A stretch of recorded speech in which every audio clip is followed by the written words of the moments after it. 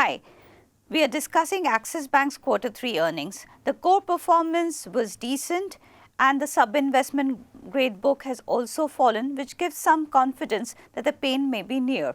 However, the management refused to give a timeline when this turnaround is going to take place. Now, let us look at the numbers a little more closely. First, turn to the key positives. The core performance was decent, as we said, with NII growth of 15%. The pre-provision operating profit reportedly grew by 4%. However, in the year-ago quarter, there was a recovery from written-off accounts to the tune of 800 crore, and if one were to exclude the impact, the pre-provision operating profit growth was actually 22%. The other highlight of the quarter was the improvement in the net interest margin by sequential 6 basis points to 3.57%, the highest in the last 10 quarters. Advances growth has also picked up to close to 16%, and this was driven by domestic advances, which grew by 18% as the international book continued to degrow. The domestic advance book was supported by growth in retail by over 25%. Even the corporate contributed as the bank has changed its strategy and is lending to lower tenure ticket size in the corporate book. The bank has taken a conscious strategy of degrowing the SME book as it is not comfortable in the space. As we had indicated at the start, the sub-investment grade book has fallen to 0.9% of customer assets, and it stands at close to 2.3% of corporate advances, a level which is usually seen in the benign risk period. So this gives us confidence that the pain on asset quality may be very near. And then in terms of the provision coverage ratio, that also stands at a healthy 78%. Finally, the bank is well capitalized with capital adequacy ratio of 18.7% and core CET1 ratio of 14.33%, which should take care of future growth comfortably. Let us turn to the key negatives of the result.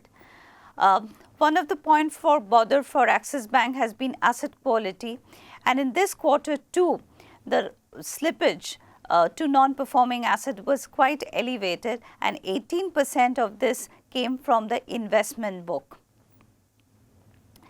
Although the sub-investment grade book has fallen, but if we take into consideration the funded, non-funded and the investment book all put together, that is still about close to 11.7% of the net worth, and slippage from this book cannot be ruled out in future quarters.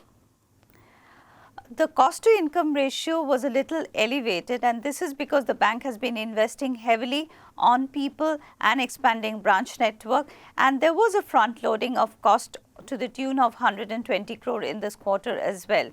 And finally, while the growth in deposit was healthy and deposits are getting granular, CASA continues to languish at the level of close to 41%.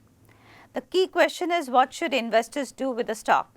Axis Bank has had huge underperformance in the past 1 year.